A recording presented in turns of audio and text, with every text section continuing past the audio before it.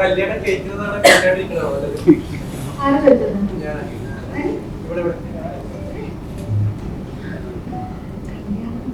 നിനക്കെന്താ തോന്നുന്നത്? നിനക്കെന്ത് തോന്നുന്നു എന്നുള്ളതാണ് ഇമ്പോർട്ടൻറ്റ്. ഓരോരുത്തർക്കും എന്ത് തോന്നുന്നു എന്നുള്ളതാണ് ഇമ്പോർട്ടൻറ്റ്. എനിക്കെന്ത് തോന്നുന്നു എന്നുള്ളത് എനിക്ക് ഇമ്പോർട്ടൻ്റ് ആയിരിക്കും, നിനക്ക് എന്ത് തോന്നുന്നു നിനക്ക് ഇമ്പോർട്ടൻ്റ് ആണ്.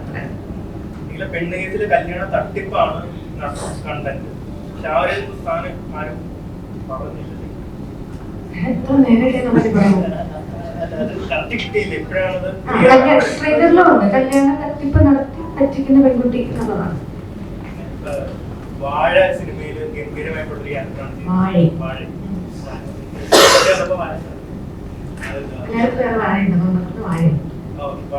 ഗംഭീരമായിട്ടുള്ള റോളായിരുന്നു. അതിനുശേഷം ഒരുപാട് പേര് എക്സ്പെക്ട് ചെയ്യുന്നുണ്ട് തമിഴിലാണ്.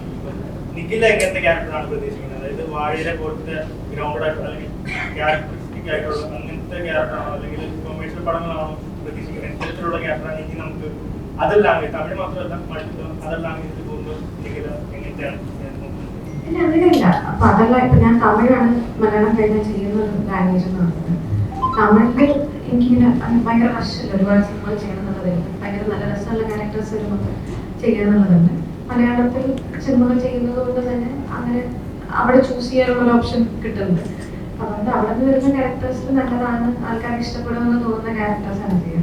ഇപ്പൊ വാഴ എന്ന് പറയുന്ന സിനിമയിൽ എല്ലാവർക്കും ഇഷ്ടപ്പെടുന്നത് പോലത്തെ ഒരു ക്യാരക്ടർ ആയതുകൊണ്ടാണ് അതിന് അപ്രിസിയേഷൻ വേണ്ടത്. മറ്റേതിലൊക്കെ ചിലപ്പോൾ എന്തെങ്കിലും നിങ്ങൾക്ക് ഇഷ്ടപ്പെടാത്തൊരു എന്തെങ്കിലും ഒരു കാര്യം ഉണ്ടാവാന്നുള്ളതുകൊണ്ട്, അല്ലെങ്കിൽ ഇതുപോലത്തെ പെൺകുട്ടികൾ ഉണ്ടാവുമോ എന്നുള്ളതൊക്കെ തോന്നാം. ചിലപ്പോൾ കേസിലാണെങ്കിലും ചിലപ്പോൾ അങ്ങനെ നിങ്ങൾക്ക് നെഗറ്റീവായിട്ട് തോന്നാം എന്നുള്ളതുകൊണ്ട് ചിലപ്പോൾ അങ്ങനെ അഭിപ്രായങ്ങൾ വരാൻ സാധ്യത. പക്ഷെ ഞാൻ പറഞ്ഞു, ഇതിനെ സംബന്ധിച്ച് പലതരത്തിലുള്ള ആൾക്കാർ ജീവിക്കുന്ന ഒരു സമൂഹമാണ്.